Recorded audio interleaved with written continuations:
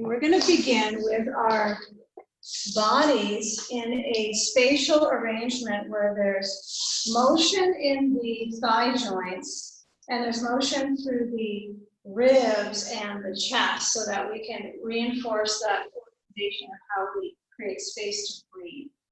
So when we define that path, it's kind of nice to have our outlines in the beginning of a restorative session.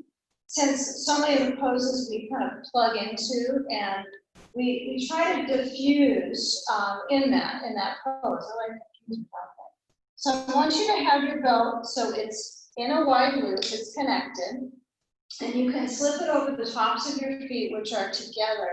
But you could also take the belt and cross it and then place it over the feet. So there is an angle that it pulls a little bit more on the legs. Probably when the blocks come in under your thighs, it's not going to feel quite as tense. So I want you to feel like this is a basin, right? Your knees are up comfortably. And then there's a basin like a bowl. So it's like this is the pelvic bowl as well as here. Although I feel like this is more of a bowl to begin. So start to gradually lower your back. Feel the parts that connect and the ascension of the ribs, and center your blanket. You might kind of stuff it in underneath your head towards your neck. If there is that emptiness right around the base of the weight of your skull, there's kind of that scoop, right, that connector to your actual movement of extremities. Be sure that that is comfortable so that you can rock your head a little side to side. It's not so stuffed up you can't find movement with your breath at that space. Okay? So we'll take the blocks so that they're comfortably centered. I'm going to pivot mine so they're contoured. If you have foam blocks, if you have cork blocks, you might end up putting a towel on top of each of those blocks so that it's very cozy for your skin. And then as you put your sand and your bag of weight across the ribs, feel that you hold the sand and then you almost kind of pull the ribs right where the ribs intersect below the sternum. Okay, so you're going to feel where the position where your fingers could actually press in. And I want you to get a feel where that sand is across that space. It probably feels like it's on your chest, like on the chest tissues, but it shouldn't be hurtful. So if it feels like it's holding that area and pulling it up, it's almost as if I try to visualize these, if you have a sandbag with the loops, that they are kind of pulling back, okay? That could be a whole nother prop that you jimmy up, but for right now, let the sand center and allow the arms for some space to motion so that you're emphasizing defining the paths of connecting back into the central channel of breathing, which we likely believe is really in the chest, but it connects to the face, connects to the throat. So let this whole zone of collarbones and mouth and face be free of any distraction, right? So even if you have maybe glasses on, you might set those aside for right now. So the eyes can rest back into the skin, resting back to the brain. And align the in-breath, filling the body, noticing how you reorganize the spaces that you breathe into, tracing the breath in, ribs and all, and exhaling outwards without holding it together, just feeling that alternating receiving and letting go.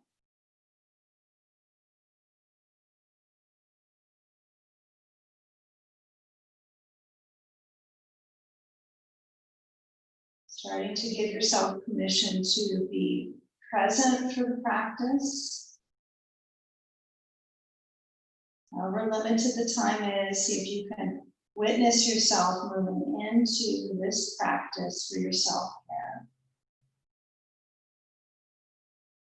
And anchor your attention on the breath. So we'll let the breath wave be an inhale for a count of 4 to 5, or 4 to 5. And with the exhalation, the breath passes out of the body, outwards through the portal of the mouth.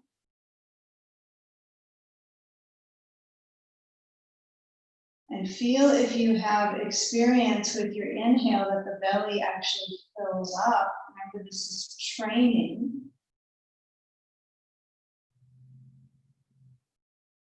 And with breath training, it takes repetition for it to become a habit. So a few of your breaths, especially if you're talking while you're doing this, you might be holding a lot of it in the face. Consider letting your abdomen on your in-breath and your exhalation experiencing the floor of the body, the back body. Can you continue that phase of awareness with your breath as you lift up the arms outwards and back?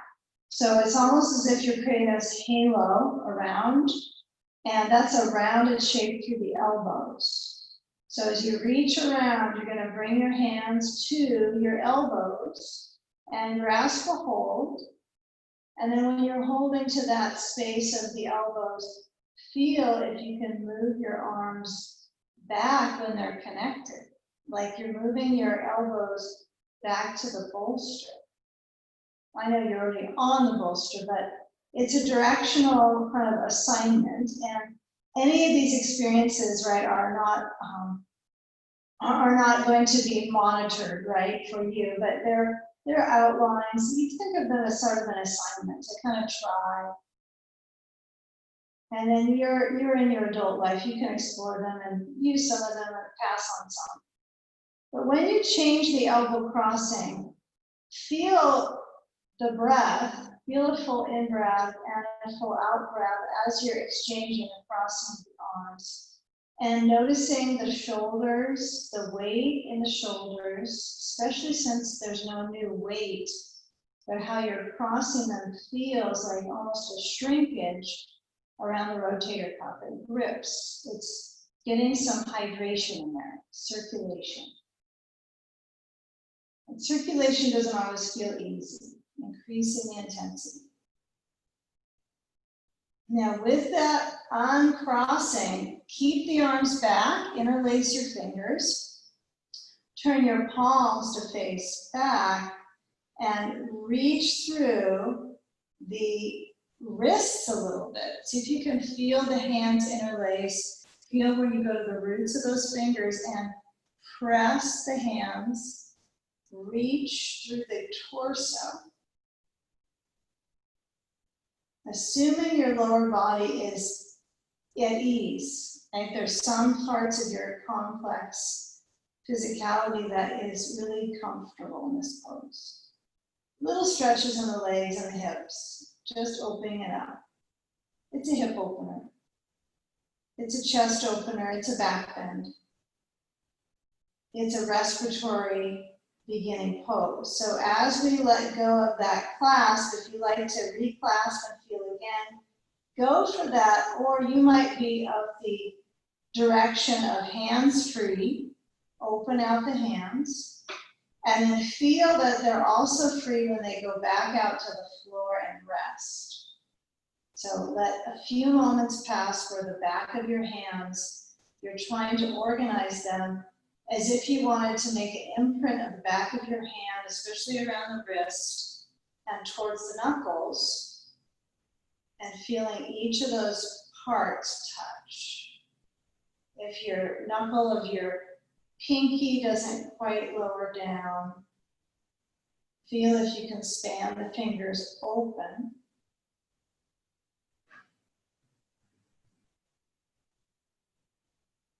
Now with the ease of this experience here, we're going to start to shift our arms closer in by the sides, slide them in. And then actually try to scoot your feet closer towards the adductors, so actually closer towards the pelvic floor. Slide the blocks out. They're not very helpful when you try that. Scoot the feet in closer so your belt isn't really as much use, to the point where you could actually slip out of the belt, okay? Or you might be acquiring the belt itself and unbuckling it, which is just fine. You almost need to unbuckle the belt on this one to get it out from under you anyhow, okay? So we'll keep this real simple. What we'll do is we'll press down into our feet. You're gonna lift up the right foot, cross it to the left knee, and then let that right knee motion open by putting a block pointed at the short end on the inner zone of that right thigh, maybe close to the knee, but I would be a little bit careful on where it's tender. So I'm trying to get that block so it's between the middle of the right inner thigh towards the knee. Kind of grab the skin there and then try to press so that you are stretching that fascia. Now the sandbag at this point might be a nuisance for the moment, so you can push that away. And then start to prep into our hips. So I'm going to encourage you to put your hands on the short end and let your shoulders center down and proceed to let the buttocks relax, but also push with your hands on that short end of the block. If you're really long armed, this might not work for you. You might need the block to be at the second setting, or maybe the first setting, right, really flat, okay? So they're all okay. I want you to find what works for you, but stay with it for another about 15 seconds, a few more breaths. Press, belly motions with the breath.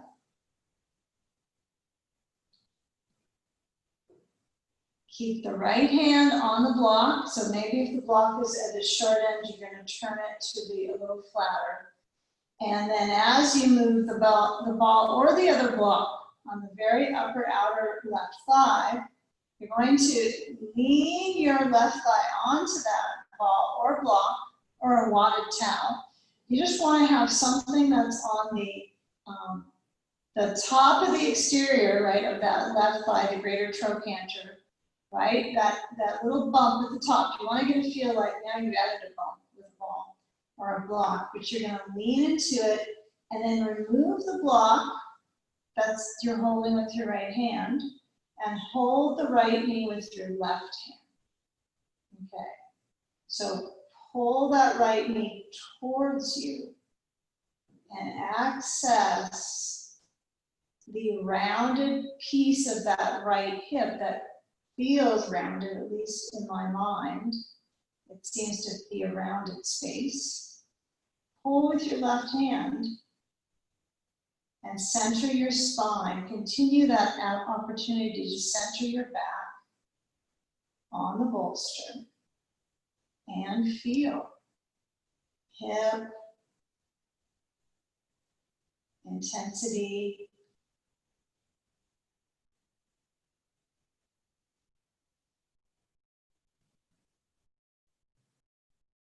You know, as you let go of that right leg, we're going to switch sides. We'll keep it real simple. Left foot crosses up over to the right knee, left knee open. And if you have that ball, you'll just put it over to the other side. We'll put the block, a block, on the inner left leg and feel when you press into it that you're actually kind of examining the opportunity to get some direct motion from your back muscles. It's a mild stretch in your back, but it's kind of a nice promotion of the back, coordination of strength and flexibility, both together as you're pressing into that left leg. If it's bothersome to your knee, you're doing it too intensely. So you might monitor your pressure. There is kind of an end in it, right? An end range for this one. You want to keep everything still attached. You've got attachments no matter how you look at it. But keep attached to these attachments. So my block could move to a different height. You could do a contrast compare moment where you notice maybe the left thigh moves distant. It's pretty supple there. Maybe you contrast with the other side and just kind of notice for a moment where your mobility is in these joints. Yeah, where does it feel like it's kind of has some hydrating ease? Let it warm up. And then we place the right upper outer right thigh with a ball or a block. You can add a block, but it's flat. And then as I tilt over, I'm going to let go of the block idea on my left thigh. It's not that helpful here. So when you hold on to the left knee with the right hand, try to gradually peel open that exterior left thigh. Feel from that left side of your back into the left buttock.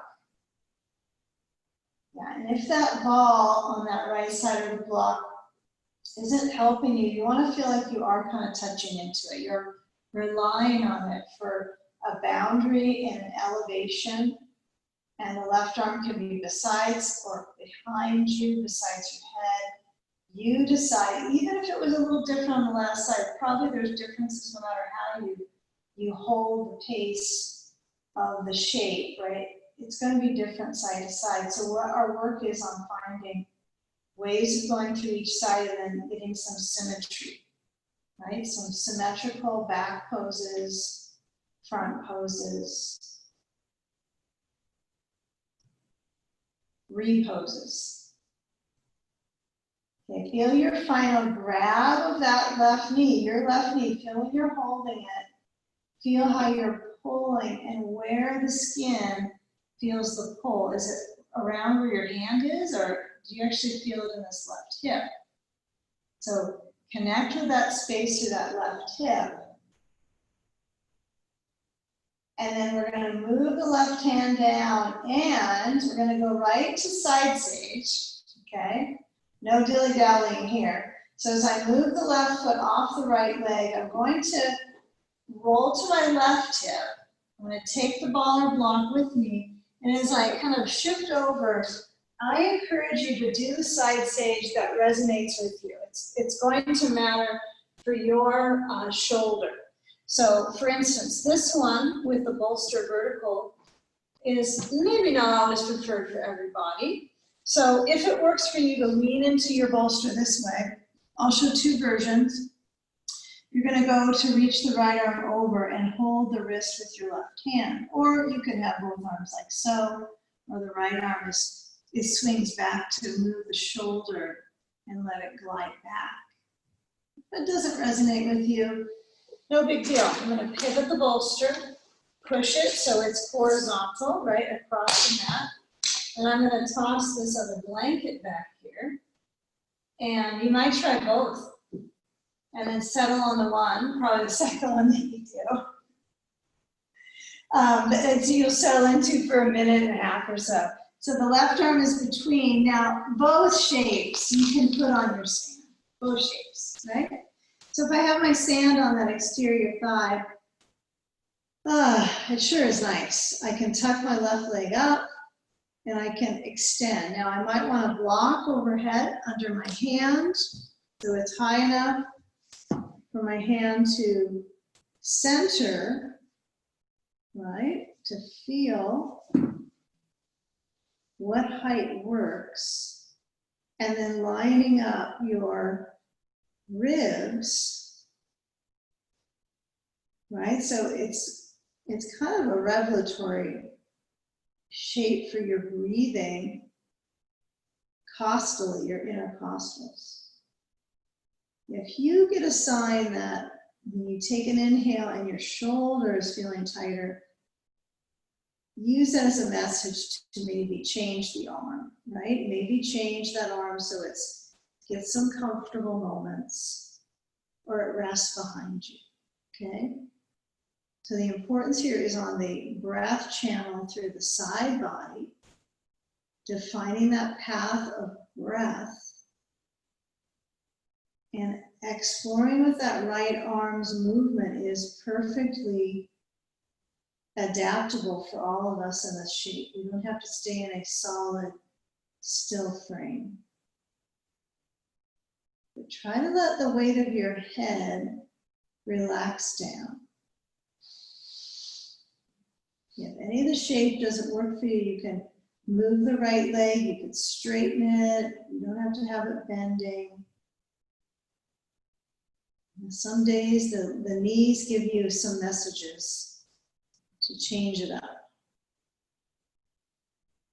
So with the defining inhale, they always enter the same way. But how you expand the torso is by your design. Right? No one can make you breathe a certain way, right? You might hold your breath around them, but you might want to take the insight into breathing, filling the ribs. And then when you exhale, let the breath go, and maybe let your weight of your head relax a little bit deeper. With a few more moments. You can adjust the sand, adjust your upper arm. Try to let the final very few moments be where your neck is comfy, really comfy. So that might include lower your arm, really where it's comfortable enough for your shoulder to open up at the back. Kind of mentally scan your upper back towards your neck, okay? And then where you've kind of fallen into your left hip, we're all kind of hip falling. It's kind of a hip falling position. Never thought of it that way exactly, but it is. It's weight bearing into the left hip. So when you move the sand off, maybe you kind of move your hip a little back and forth, see what you can do on your own, right? This will kind of jostle the core muscles. This is a new core strength exercise. Okay, now when we come up, this is how we're going to go. We're going to take our bolster to the front. And I want us to do this one without a blanket under our bum. So what you're going to do is take a blanket away, blanket off, and you're going to sit next to the blanket. Just pretend it's not there, because you probably wish you could align it, but let's try this. We're going to move our bolster in front. We're going to move the legs out to about maybe 11 and 1. So it's pretty comfortable for our hips, for our hamstrings. If it's fairly shaky for you in your back right now, sit up on height. It'll be a moment in time that we're going to phase into this bridge pose sequence. So I want you to lift up the bolster, let it push into the floor, so you're pressing it down. When you lean into the shape for the legs, maybe you bring the legs in a little bit. Maybe I was attending to, but you're going to lean forwards till you increase the stretch in the legs. It increases and increases. As you crease, hip creases.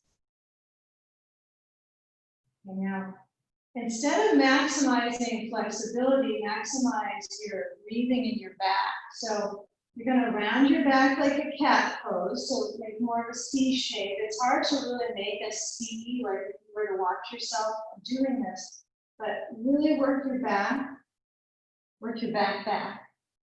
And then move opposite direction, reach the ribs forward, stretch front so you have more of that arch in the back. So you have extension in the spine, okay? And then when you round your back, you're going to push into your bolster and hollow through the belly like you're pulling your belly towards the back of the space you're in. You'll find it again, it'll come back. And then inhale, reach forward, feel the arch. One more time, work with this pattern. Now, since this is interesting to instruct when you're not observing exact personalities in this. Feel that you're really searching for the movement of the spine and torso in a way you wouldn't do with cat-cow, because you're using your sitting bones as your base, not your hands and knees. It's kind of nice. Most of us can sit, right, without any difficulties. But when we're on our knees and our hands, there's sometimes challenges in knees and wrists. So we're gonna add to this one. We're gonna take the bolster across the mat, okay?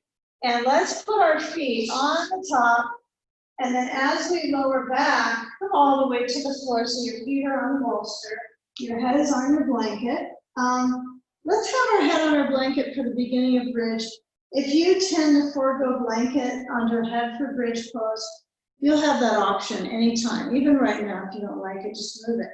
But I want us to have that softness there. So it's just under my brain, it's not under my shoulders. All right. So here we are, we're gonna add a block between the knees. And I want you to put the hands on the floor besides your hips, or maybe just forward from your hips, palms down. And then round your back. So push down into your feet. Make sure the bolster feels like it's under your feet if you need to get it closer. Lift up your hips, and the buttocks are quite solid in this position. Now focus on the lift of the hips and the drawing in of your breath. I'm sure you're breathing now out at this point, but emphasize when you lower down the spine that you're lowering into a extended spine, not flat, but you feel the natural curves. So my tailbone presses down like I'm in that arch.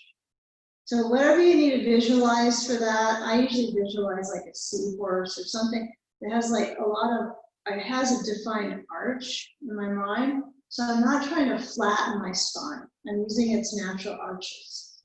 So let's try lifting up if you haven't started going into this pattern. Bring your arms overhead. Feel that you're pressing down and equalizing, squeezing in. And then exhale, lower the spine. Yeah, be a little cautious here that you don't focus on flat back, but you feel the arch now.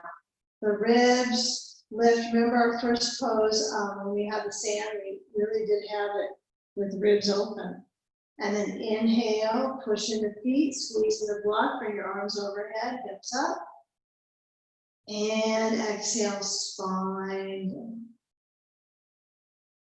Now you do flatten down a little bit to get that spine down, but when you come to the end of the shape, which is a movement shape, and you feel the arch and the tailbone pressing, you feel the tailbone here, and then that rebounds to help you push into your feet, and lift up your hips, and send your arms overhead.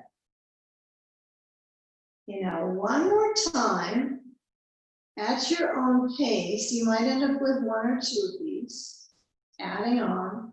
Feel how this is coordination of the midsection, but feel how high the lift is where you do feel like your blanket is down to your shoulders. Kind of move, you moved into it. It didn't move into you. Now, once you lower down, let's find, you get your other block.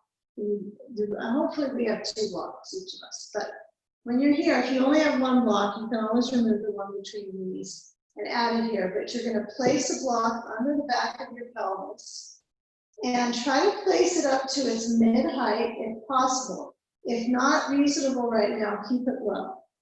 Okay, now we'll move the blanket away. Give that a try. Notice you have all these arches, not just in your back, but all the way up into the neck. And I want you to try to move your arms down by the sides and roll the shoulders down and in. Be cautious about turning your head. Try to keep the back of the brain centered on the flooring without the blanket if possible. If you feel better with the blanket, add it back in. And actually feel where you squeeze into the block. Okay? And then we're going to press the elbows down, lift the hands up, robot arms. And feel if we can press down, and you're going to bring your feet off the bolster. It's a lot of mid to upper core, get there. Now if that felt like getting that up is too much, reach down for the block, move it away, and go one leg at a time. Or drop the block between the knees. It'll fall to the floor easily as well, right? You could just let the knees open and it'll drop. So feel your elbows push down to get those feet off of the bolster. And then as we're in this hinge of the hip, that was just to get yourself up there. You're going to move the block away, all for one exercise, and then move your feet straight up into waterfall, right? This is oftentimes called waterfall pose. So I have my legs as a unit together, and my feet, try to work up through the balls of the feet, like you're stretching them up, stretching out to the toes, legs in together, and then the arms are open the palms, shoulders back and down. Yeah, it's quite the circulatory shift into your spine, into the breathing experience. So land here for a few solid breaths. Feel what it's like to exchange breath, just yourself.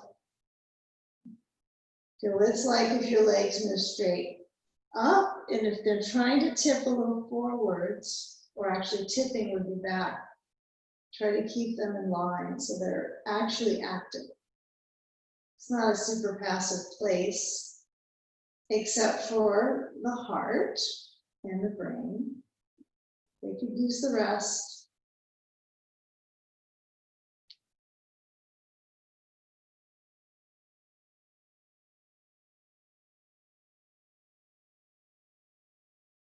Okay, so what we're going to move towards is to bend through the knees and move one foot down. You be the decider.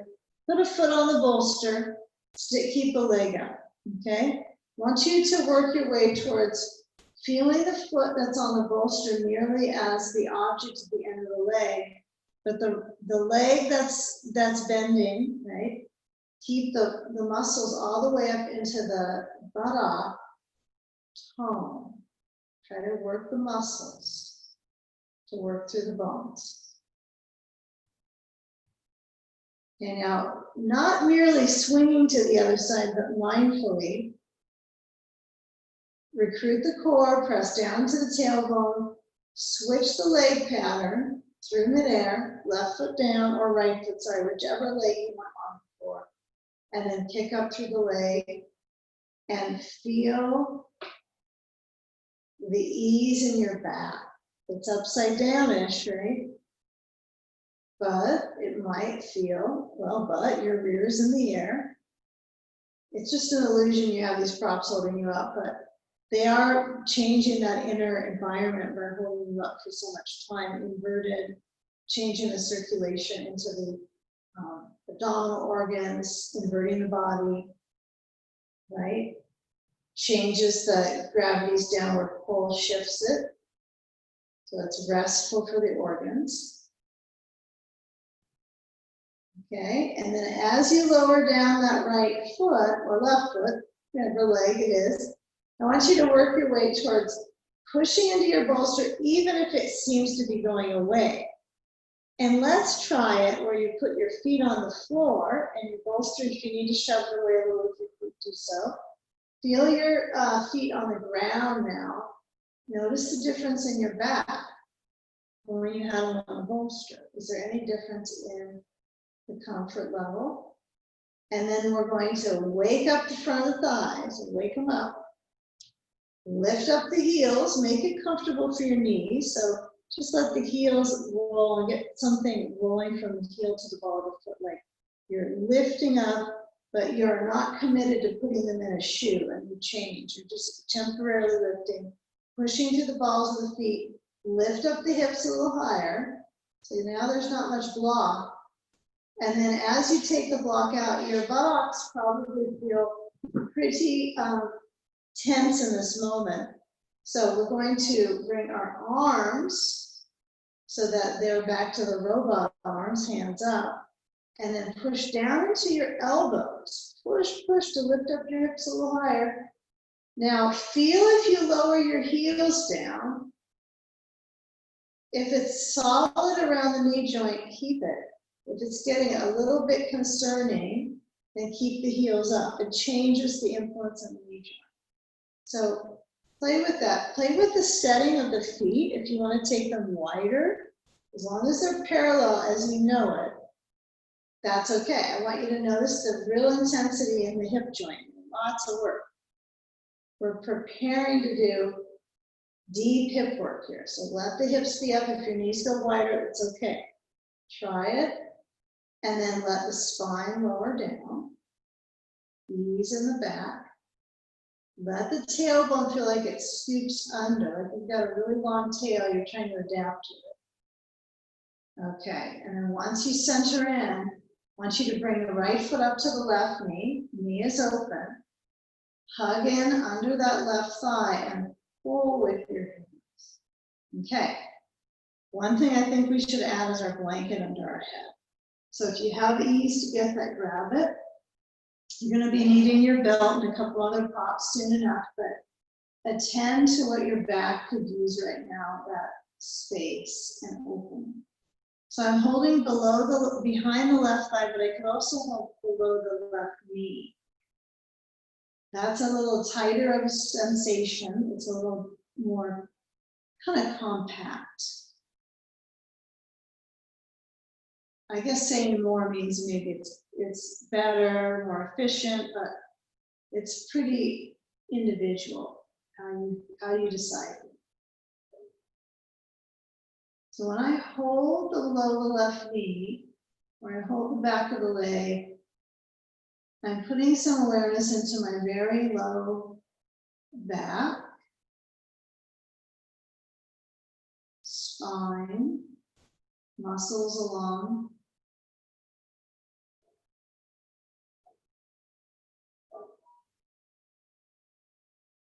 Now, once you start to let go of the grasp, be a little explorative here. We're going to go into windshield wiper, but since your bolster might be close, I want you to kick that bolster over to the left side. So we just go right, right? So our bolster's on the left side.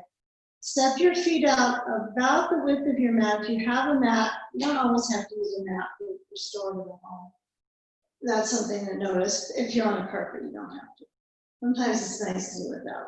Just use your props. But whatever you've got, the width is wider than hips distance. So when I let the knee swish side to side, I want to feel that my waist always has some more room to motion. Always more room. Now it's this channel from waist to pelvis, down through thigh, that we're trying to brush down. Like you're trying to comb through it. Movement is combing to the muscles. Arms spread outwards, open. Give it a few more times. Feel that stopping can sometimes cause thinking in yoga. So you might work with movement and just explore what your mind does when you're moving with a little bit of freedom. That feels good. Movement that feels comforting.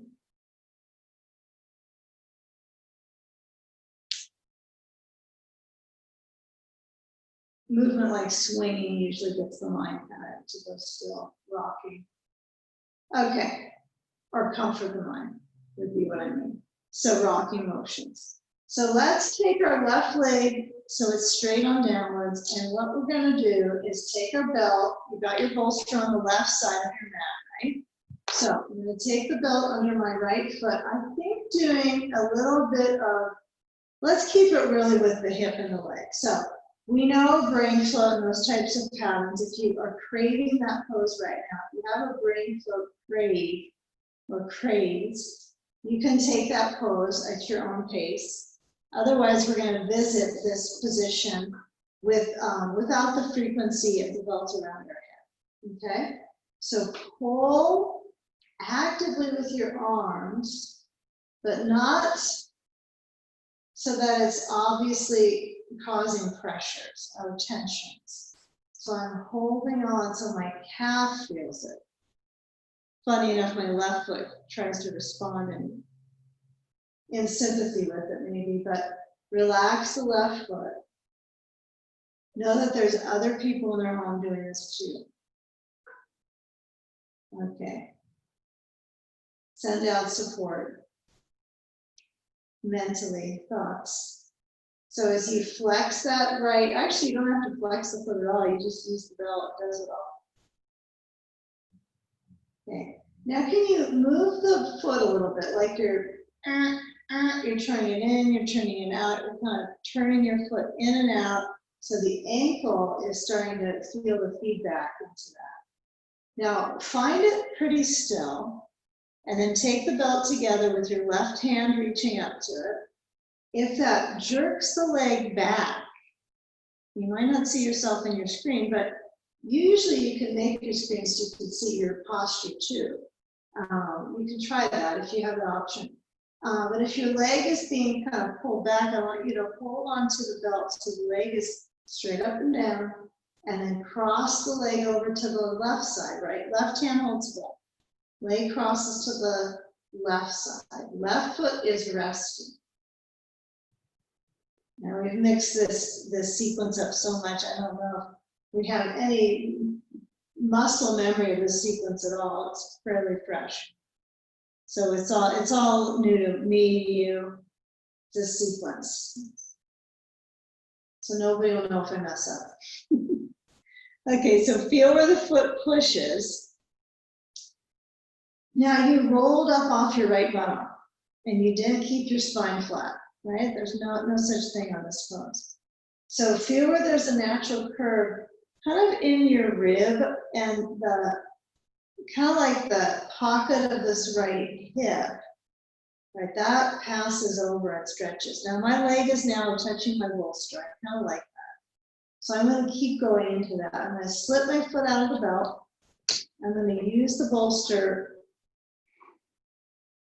for the leg to rest on. So once you get here, if the leg is resistant, like let's say you feel that it kind of lifts and lowers, not just with the breeze, but it's not quite committed, you can do a couple things to start out. You can add a blanket under the knee or a block. Okay, that might be enough. Might be too much, right? You might need a blanket or a small towel, something that's got a little bit more. You can squish it easier, right? It has a little more response in a block.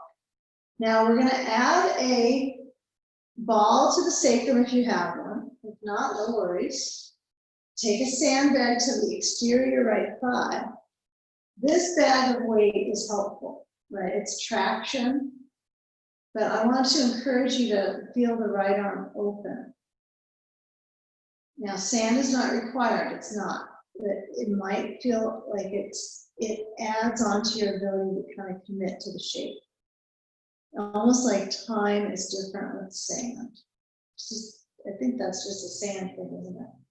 Changes, okay? So if my bottom leg can bend, I'm going to try to bend it a little bit so I have a little more comfort in the curve of my spine.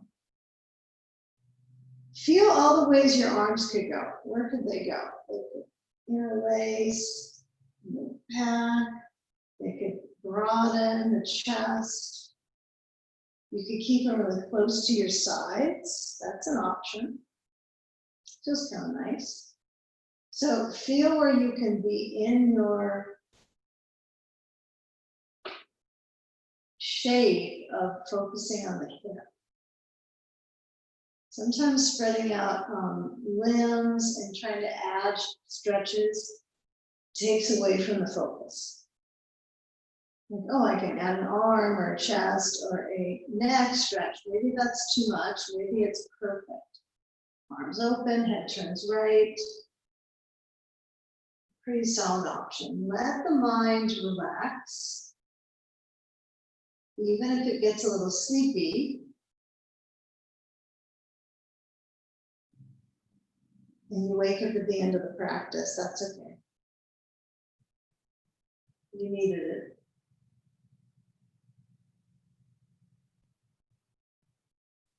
Take some final moments where that right inner thigh is trying to commit to letting go.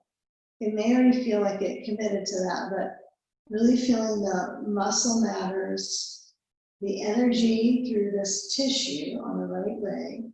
You could touch it, right? Notice if it's pretty boggy. You're trying to get some flow through the leg.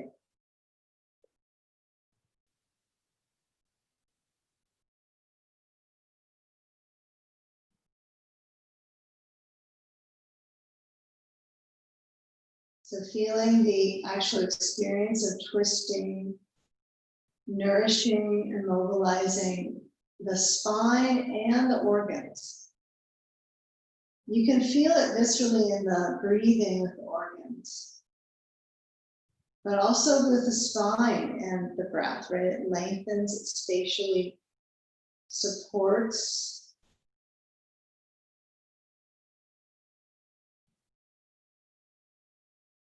Now, when we prepare to come out, what I want us to do is do kind of a clean motion out. And so we're going to do legs up.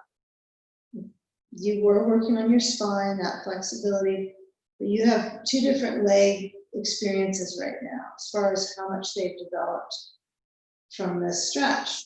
Right hip, much more work for this moment. So when I move my sand aside, okay, doesn't mean you have to have legs up and your back on a block. Doesn't mean that. You have three options. You can have legs up from the back on the floor. You can have legs up with a ball under your sacrum or a block under your sacrum.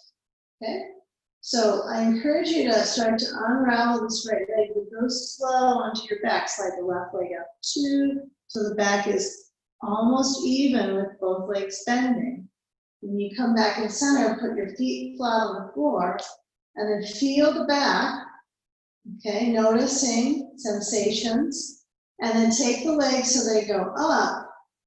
Feel if that's enough. If you want to add the block, I would add it low.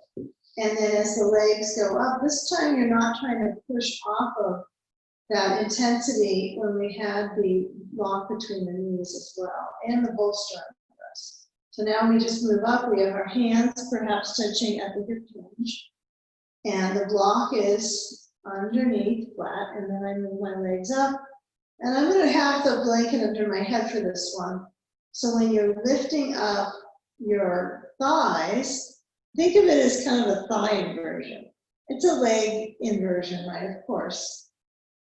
It's a mind inversion, but consider the legs separating. And so you've got a little separation. It's a little different, the hip connection, when they're slightly independent. So lift up through the ribs, push down through the elbows.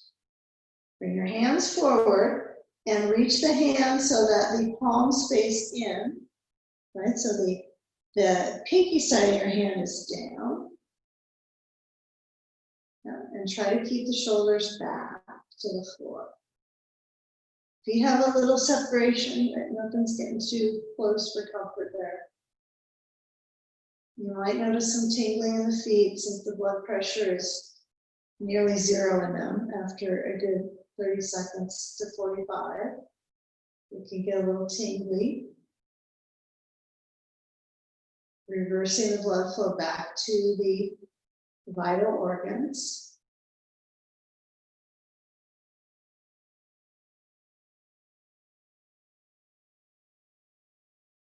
Now bending, try to move your feet forward versus pushing your knees farther inwards. Try to move your feet forward of the knees, the other side of town there for you. And then with the palms open, shoulders back, chest open, lower down a foot at a time, and heels are up, still the heels up idea. Lift up your hips, lift, lift, lift. Don't give up on that quad stretch. Lift, okay? And then slide the block away. And then as you start to lower down, spine by spine, with all of us, lower that right heel down, lift the left foot closer to the right knee, left knee open, okay? And then hold the back of the right leg, draw the knees in. So simple, but the patterns of balance take some mental gymnastics here, like how are you balancing your lower back with your knee out to the side. So movement might be key for you to get out of your mind, organizing what it should be, and maybe feeling a little movement, calm, jostle through the back body. Hold under the knee is a little richer for some of us to stretch that deep.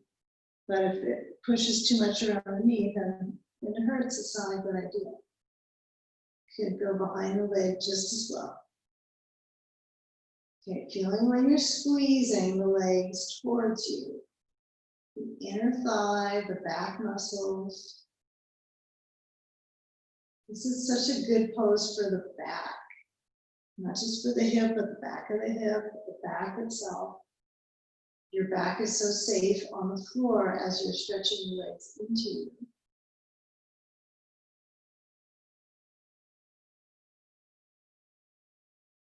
Stay with the energy of the left knee out. Right here, inner thigh stretch. Slide the hands so that they help your right leg go down. Foot down, knee points up, same thing. And then take the bolster.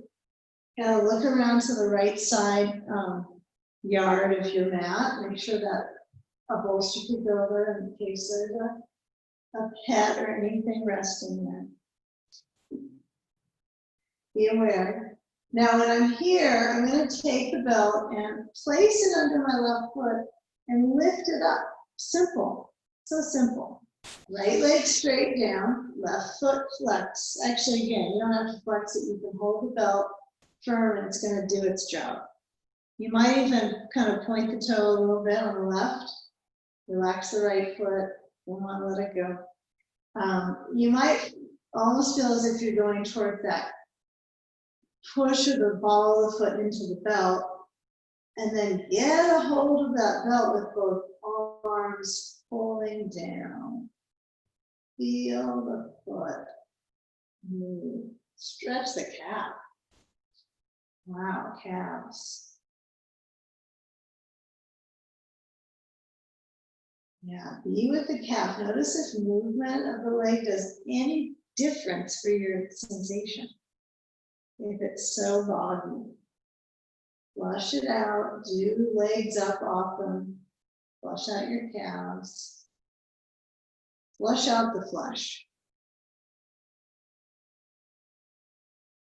Now, if you close your eyes and center on where you feel the top of the left thigh, the attachment, right? Now, if you look at your foot, or it's just a feeling that it might be slightly turned out for some. So I would be a little careful of pushing down into your right foot. Like there's a wall there. I want you to push into that wall with your right foot below you and start to square the hips. Okay? Now that's tricky, right? With the right leg down, left leg up. Is that a possibility? So when you take the belt together with your right hand, grab, pull, reach up, and then cross that left leg over to the right side. No longer are your hips squared, right? That's not possible here. But I'm crossing the left leg over. I'm going to relax my right foot.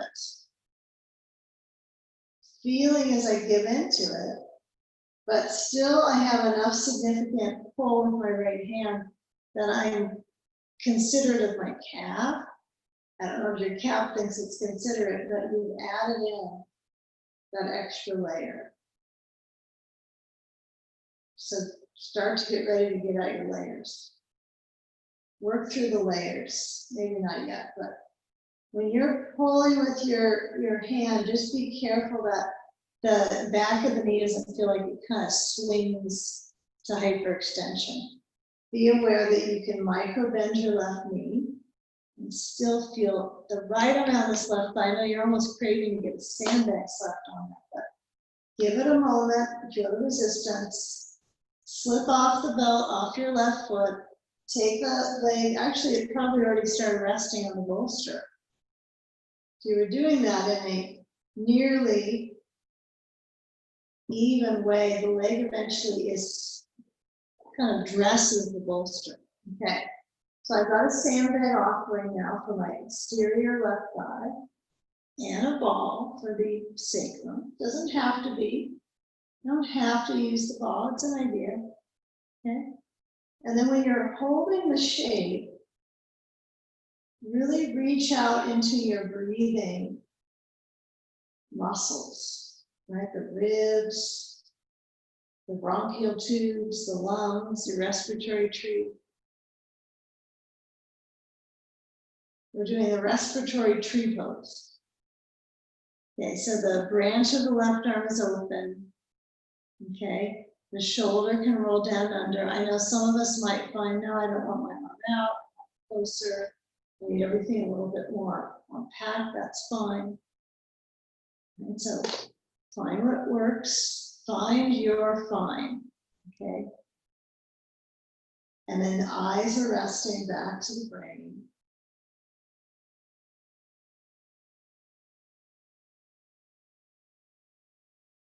Explore, breathing slow.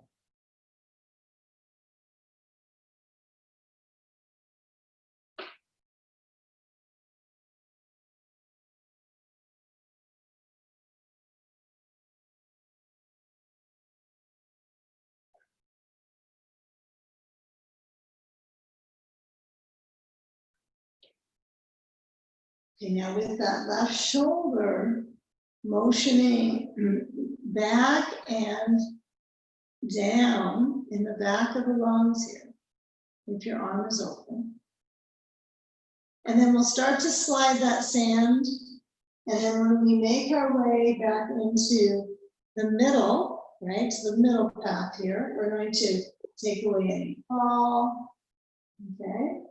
I want you to uncross that space. Now, we did the windshield wiper a little bit ago. We're going to repeat that. But here I want you to bring your feet together, like you do Baddha Konasana, feet together, knees out. You're going to windshield wiper, knees over to left or right to left, and get a feel of your feet together. They're close. The knees can move open each time you swing around the back of the hip. Okay. Now, when you feel your feet close-ish, they don't have to be perfectly kind of smacked together, but they're close-ish.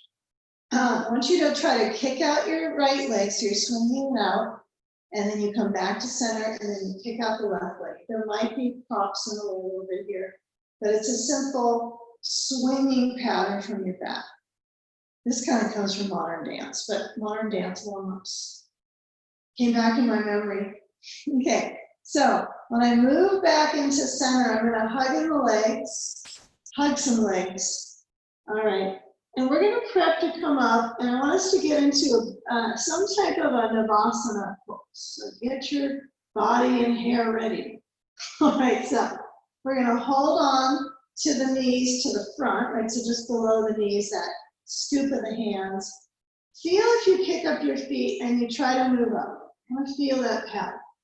Now, when you hold the back of the legs, and your feet are for kicking in this, so use them to kick. Kick, practice kicking. And then you're going to work heels down and then kick. Now you're probably kicking out, like forward and out is going to do the trick, not kick straight up. So let's just get up here anyway. So come on up, bring your hands back, and feel your seat, feel your hands back, your shoulders back, your collarbones wide. Simply walk your feet in and get a feel of the shoulders back, the ribs forward, and lift up just the right leg. Just kick it up. Okay. Feel when you push down to your left foot, I want you to push down a little bit and lift up your rear. And lower your rear down, right foot down. Kick up the left foot. Don't spend too much thoughts about this. Unless it hurts, right? You need to pass on, that's fine. Push down to your right foot. Lift up the buttocks from the floor. Yeah, and feel the hit the front of the thigh. Notice if there's any residual pull there. Now, when you sink back, I want you to actually use your arms to help lead you back to your seat. And then hold the back of both legs up. Hold here, shoulders back, and then feel your feet lift. But use your grabbing of the legs for this one.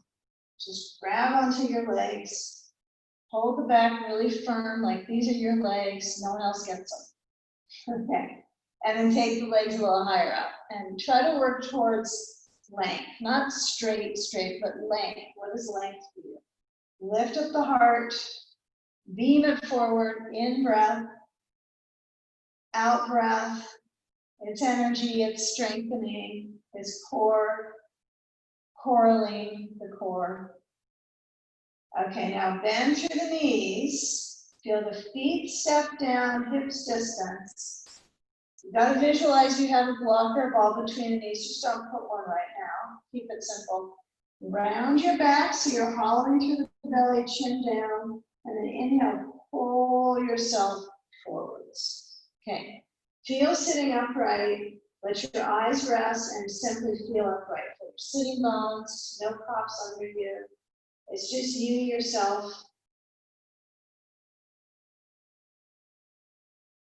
Okay, now as you shift your hands down, you're going to take your feet over to the left. And you're going to move your bolster in the front. We're going to take side stage. Actually, I know some of you set your side stage up horizontally. So move your props around. I know this is a little bit of a prop movement. It's a prop movement. Prop position props. Okay. So I'm going to set up my side stage for my right hip down. I read left hip first. This is wonderful because I can look at the screen this time. Not for me, but for ease on instruction. So when I lean into my right hip, I can either have my bolster this way or turned up. Okay? And then I want you to take in your body into the side shape. So this left thigh maybe has some support under the inside of the leg. But we're going to add, now time flies when we're restoring. Okay, so that's always the way though when you're doing restoring poses. So feel the reach, and if it feels like you're not getting enough support, add some, whether it's the bulk of a blanket under your head. You can change side to side. You can change from the poses we created between, okay? So feel that reach. If you've got the block option overhead, use it. And you kind of turn the placement of your props around to the other orientation, but as your mind gets reoriented to that spaciousness, to the midsection, I like to let my head turn and kind of tuck into the blanket. Yes, spend some energy on noticing where your holding patterns are. If that's time well spent, it's about notice, let go. Then keep letting go. Arm could be up, arm could be down. Doesn't have to be doing something that's stressful. Feel the breath through your side, both sides.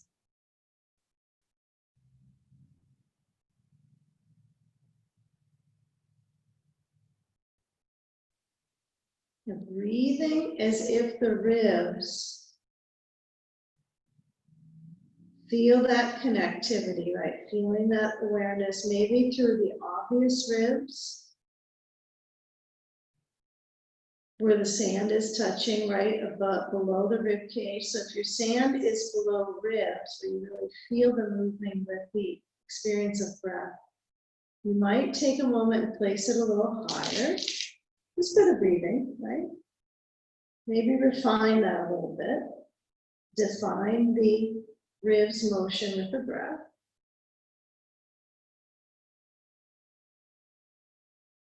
Feel the waist.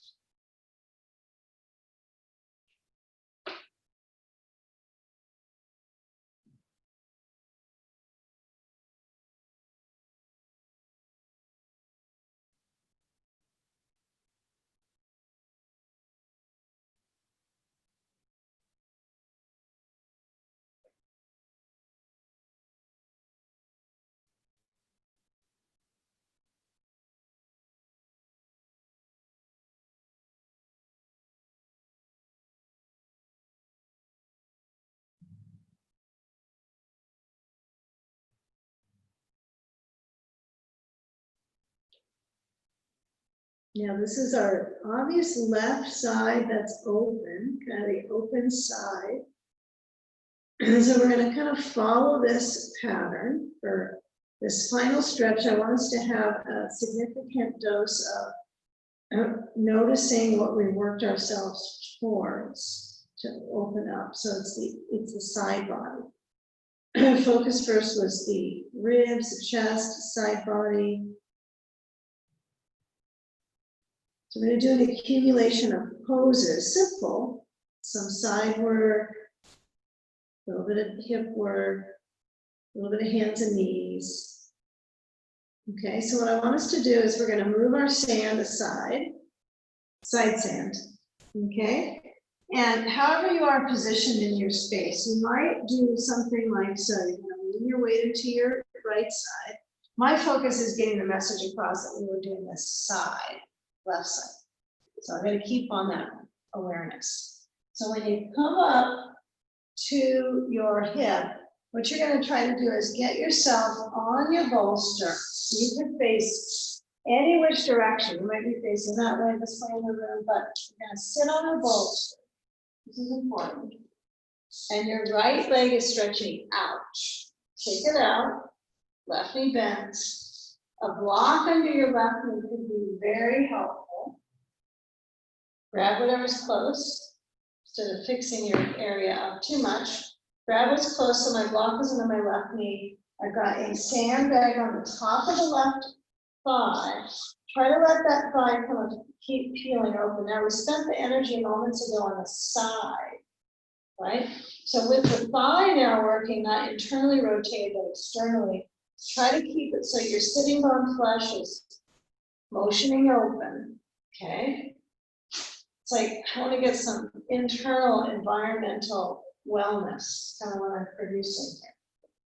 Okay, lo and behold, let's open. So we'll take the belt under our right foot and we grab the belt with your right hand.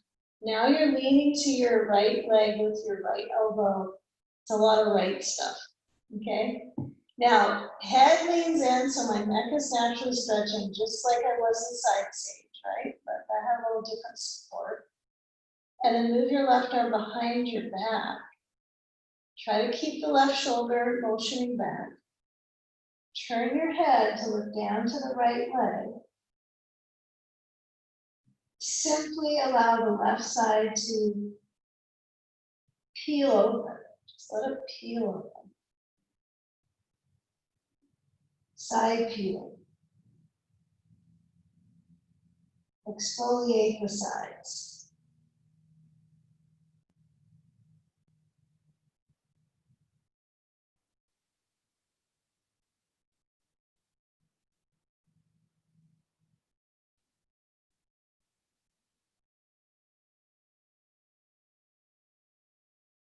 Now really exfoliate.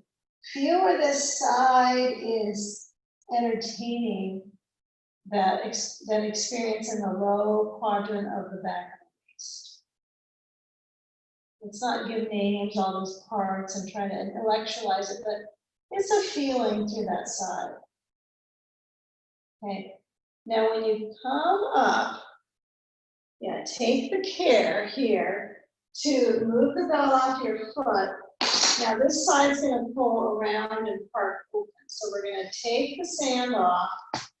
Now I want you to bring that left knee so it's simply going to come down to pigeon pose. It's going to come down to pigeon pose. So my right leg stretches back. I'm very simple about it.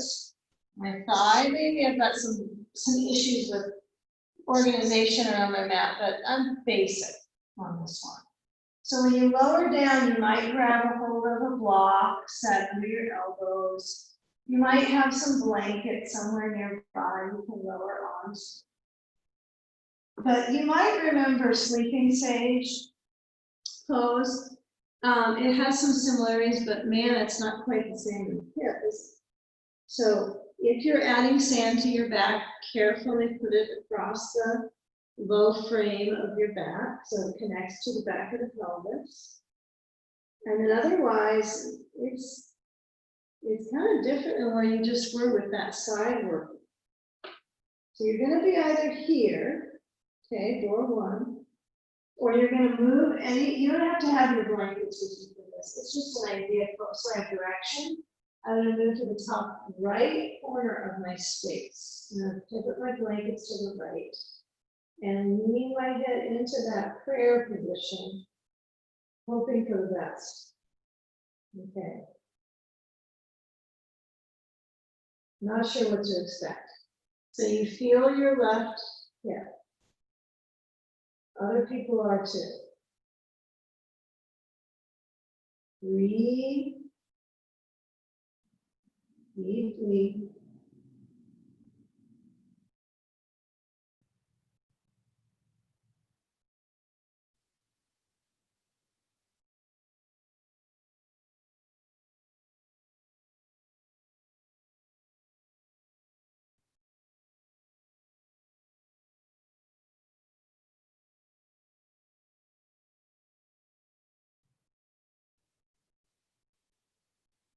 And now when you come back to the center, you don't have to have your blankets the perfect way or bring them with you. You just take that quarter turn to the right. You might be using one under your knees at moments, so keep it nearby. Because if you're not going to put it in the closet, you're going to need it. Okay. So when I come up to my ribs, I'm going to actually use this as a platform to integrate my arms and my upper back. So when you come back to downward dog, which is our next visitation here, you're going to bring the right foot forward. If you've got a mat, this is where it's nice to have a mat as dog pose, isn't it? So my left leg comes back and I alternate bending knees. So I guess I'm a walking dog, okay?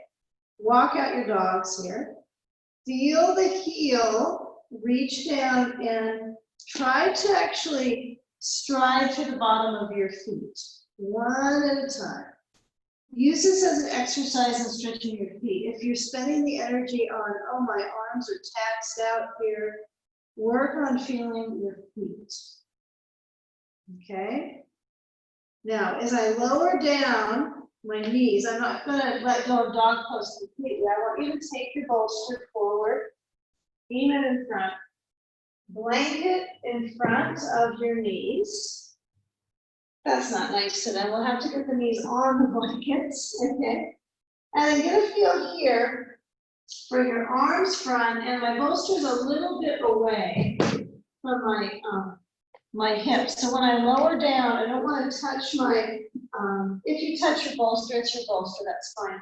My goal is not to push down firm into the bolster, it's to try to stretch my waist. So I want you to use your hands on the floor, stretch your torso forward. Okay? And now as you bring your body back to table, feel your hands wide on the mat, like almost too wide that you're used to, but walk them back so you have a good base of support. And then as you feel the comfort of the knees, you're going to hollow the belly, come into cat, chin to chest. Inhale, arch the spine, tail back, round the back. So almost imagine that it's not just like a mediocre tail, it's like the tail is lifting up, right? Like a cat, right? So they do have the natural helium tail. So motion the back, arch the spine. Okay, add in the detail of your feet. Toes under. What does this have to do with my spine? When you lift up your knees, your heels are going to stretch towards the floor and your spine tilts, right? You feel the arch of the back. Now find the right amount of tilt for your spine for you to have your feet wide enough that the heels could reach towards the floor. Doesn't mean they touch down. It might not be occurring to your body right now. Now walking back to your feet, take a walk on back to the foot side and let your knees bend so your arms can dangle and the circulation to your brain is obvious. To the heart, to the brain, hands can hold the elbows, dangle Let the weight of your head stretch the back, not just the spine, but the back muscles.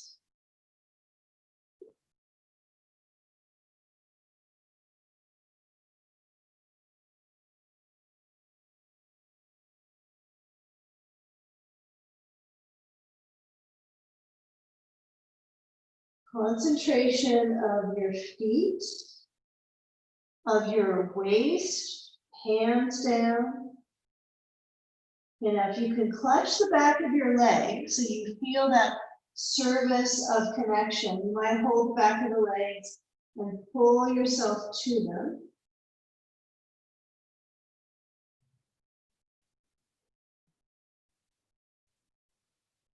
And as you walk on forward, I want you to come all the way front so you're on your bolster. You're gonna bring knees down, and you might tuck your bolster in closer to your knees, but make it comfortably so. I lower down the bolster, and I try to hover my heart and move my arms back beside me like locust pose, right? So you have your arms beside you, the palms facing in, the shoulders motioning back. Really try to get your shoulders to feel, it's almost a nice position for the shoulders. It's not taxing.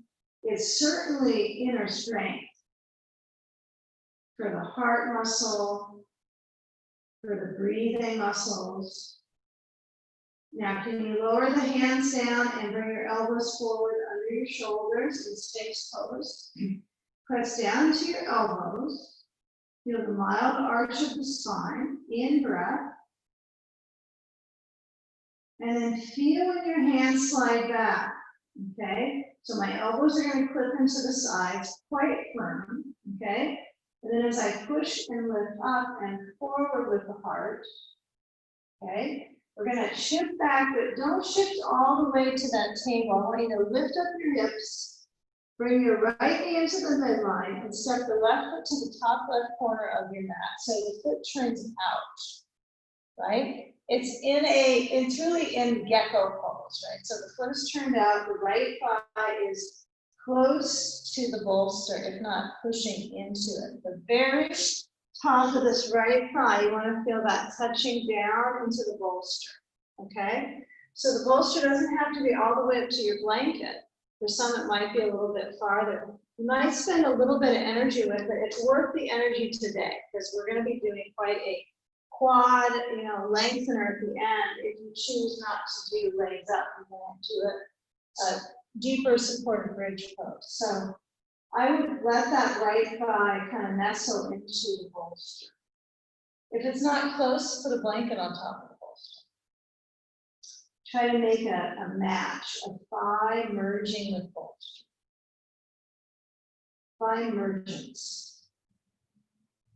Okay. Now, before we get out, I want you to contract your right buttock. If you're squeezing the right buttock, isolating it. You'll feel that little bit of growth through the buttock muscles, strengthening in the back, supporting your lower back.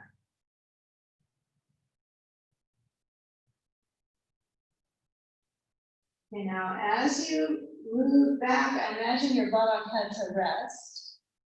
Toes can go under or relax, and then shift the side, left knee down, right foot up to the top right corner.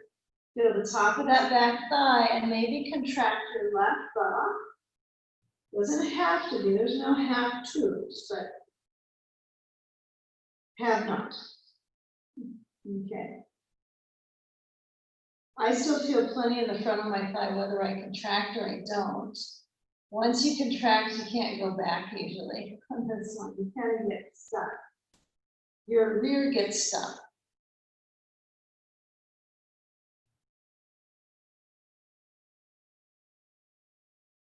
Inner thigh is certainly feeling this one on the right leg.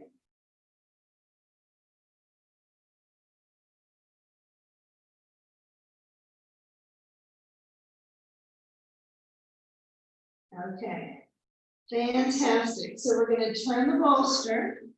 I always like new sequences, it's fun.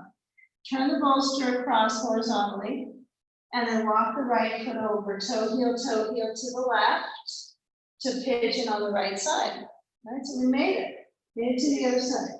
So your bolster, I mean, last time we didn't really have all the props set up like we normally do have for the knee and the back.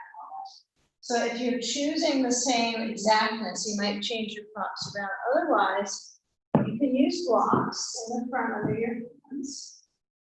You can also pour over the bolster with your leg and stay with that simply with your elbows on the floor or on blocks. This is a good one too.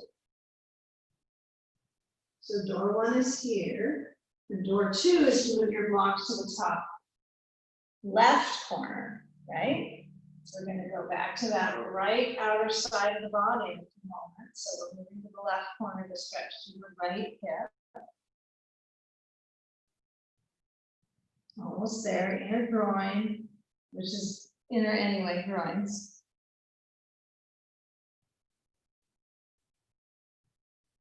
No buttock contracting needed.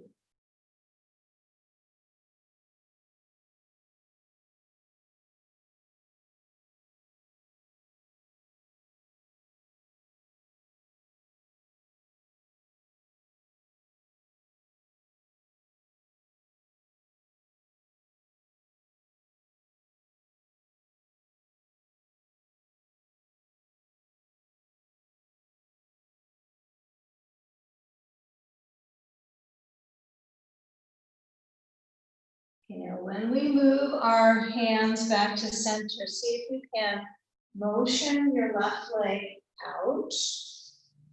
Right, can you see where that's at? The left leg is out. I'm going to grab my belt and I'll put a block under my right knee and a sandbag on the top of the right thigh. And get a feel here. So all kind of come together at some point. There's so let's let this pose right out here though. Put out your left foot, hold on to the belt with the left hand, and then lean into that left side. The right arm stretches over. Okay, so when my waist leans to the left, I can feel that coordination of the waist. That pull with the left hand, that reach with the right arm. Okay, your head might like to turn to look down to the left leg. The brain might not want to pivot. But you might work your way of feeling the intensity with your turn of your brain towards the ceiling. Feel the right arm maybe to the back of the waist. But feel when you go all the way towards that side leaning position, and then emphasize reaching out of the torso, leaning over to the left leg, breathing slow, exhaling completely. Feel how the waist stretches.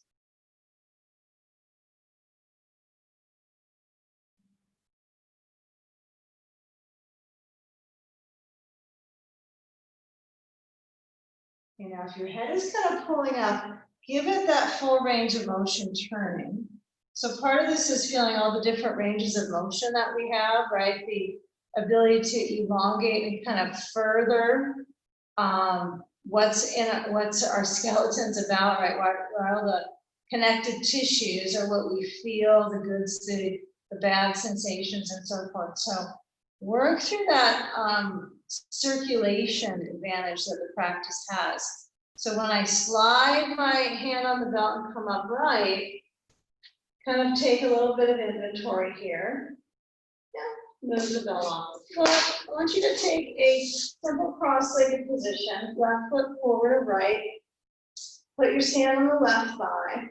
Take a block, perhaps one. Maybe you get the other block from under your knee out, but if you don't, I'm gonna have my block flat and lean forward. So you're in a simple cross-legged forward bend.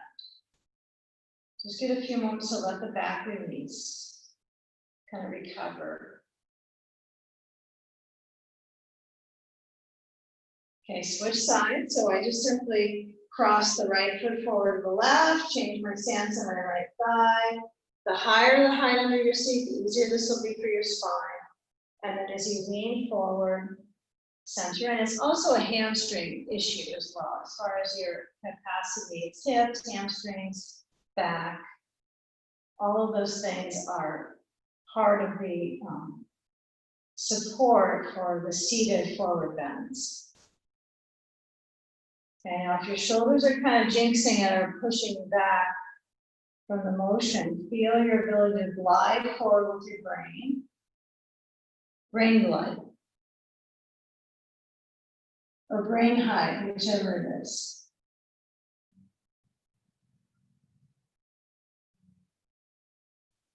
Okay, now this has some interesting patterns. We're going to come into a final pose that's a supported bridge pose.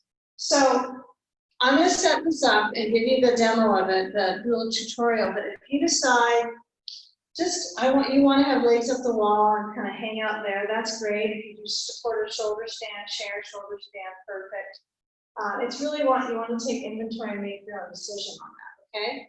But here's what we'll do. I'm going to set up for this will be the show of it, the end of the practice. I'm going to take a blanket and it's fairly flat to the back of it's actually, this is just the side of my blanket, so I can't really cut it in half, but it's flat. It's not going to be a big hyper fold, okay? So what you'll do is you'll take your bolster and you'll push it forwards.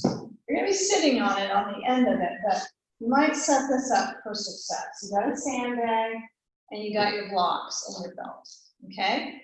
So I got my bolster forward. The distance between my bolster and the blanket is going to be different for everybody's back. Not really just the dimension, but also the range of motion in your neck, okay?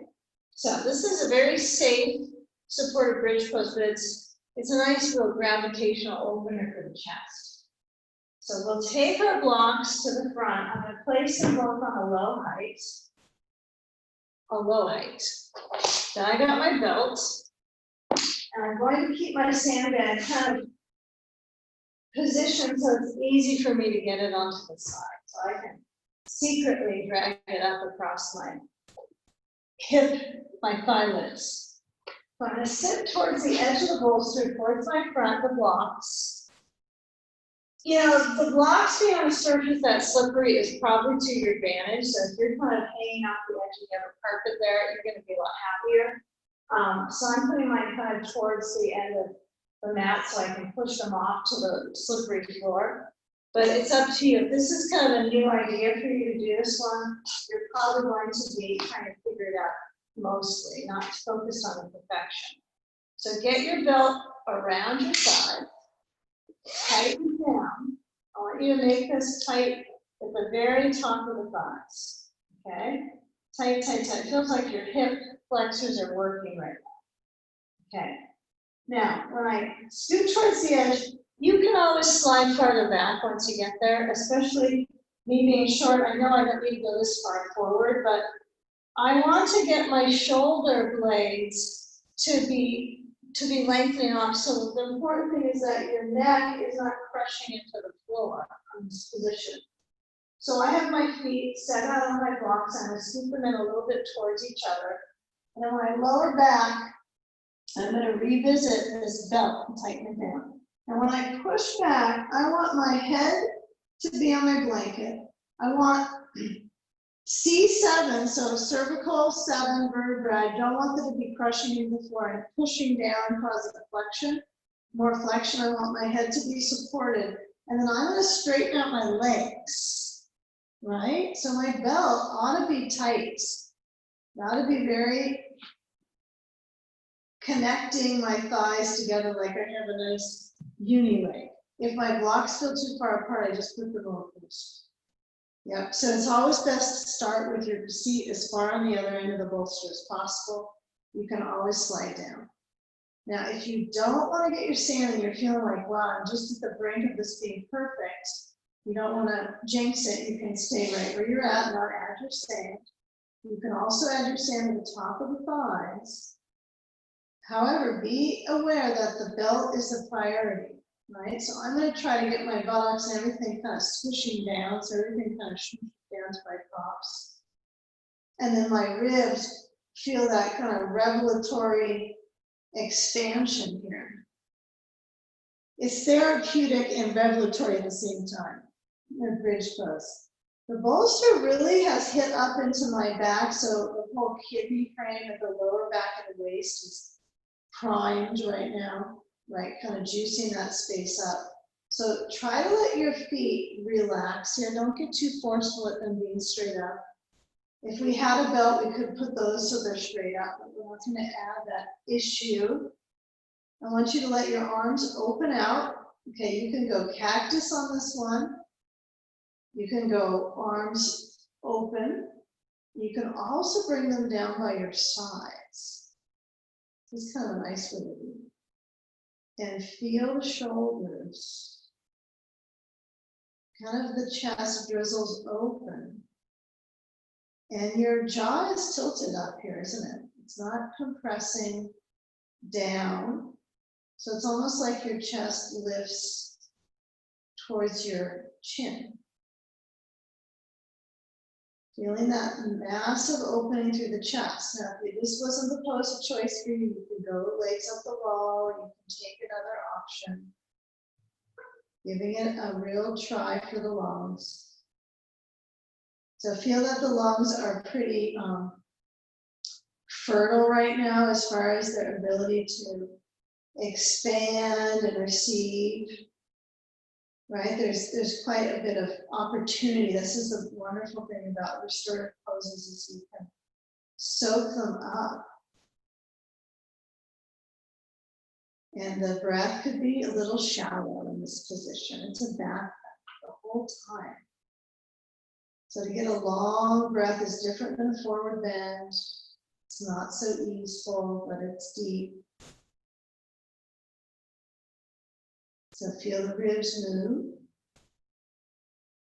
This is our final pose. So it's slightly rejuvenating. We'll get a recovery pose afterwards, but feel the expansiveness. If the shoulders feel tight, I would bring your arms open cactus. Let them loosen up with timing. If your back feels like it's starting to tighten, you can bring your feet to the floor and knees pointing up. You might do the trick. You might do it all.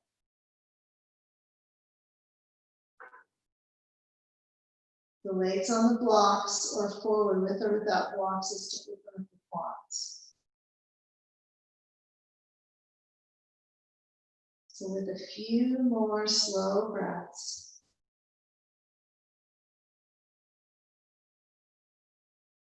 Ribs, spine strengthening.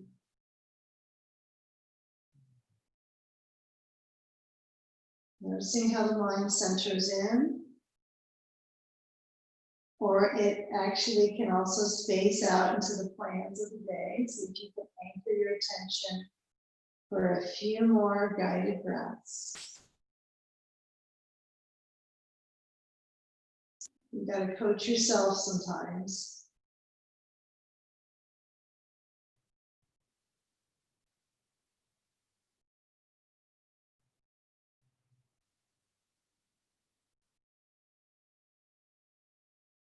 You know, when we start to move, this has been several minutes. That means several minutes of shifting your back and your ribs, so we don't want to lose that work we've refined here. So feel in your mind's focus, your eye here, the kind of the heart lifted, supported. And then if I can slide the sand off, it would be best. If I take it off personally, before I get my knees to bend. And then we'll all join with the knees bending. And you might put your feet up on the bolster. This might feel kind of nice. So they're either on the floor or the bolster. Okay? Take off the belt. Bring your feet either together in Baddha Konasana, the knees out, or if that's not comfortable, the feet on the floor, the knees towards each other in teepee pose. It's either here or here, knees together, feet out on the floor. Transitions. Now, as I bring my knees to point back up, feet on the floor for all of us, we're going to carefully feel where our head is and slide back. Use your hands so they're close to your head. And then you're going to walk your feet in, walk your feet or walk your feet, and scoot the bolster forward. I like to rest the pelvis on it before I get rid of it, so I get one final light lift of my hips in this bridge pose. Right, I feel one more light lift of my back. This is for back. If you like this and want to bring your knees in for a moment, do so. It's kind of a nice extra back tug. You can also kick your legs up, so you get a little more of that too. Knees in, legs up. You can wander with this all the way till we go through the end. And then push your bolster forward at some point. Your feet need to be on the floor for that one. And then as you bring your knees to your chest, hug them in. Hug some knees, rock a little side to side, rock of my knees. Try to let your upper body go too, rocking.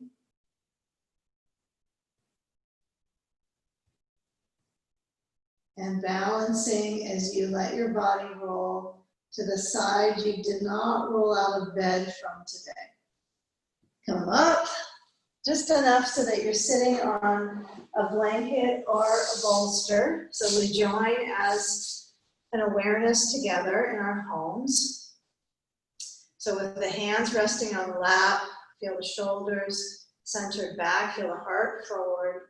Bring your hands up to join in front of the heart space. Glance inwards, closing eyes. Brain bows to heart center. Breathe in there. Exhale, bowing into your heart. In gratitude, namaste.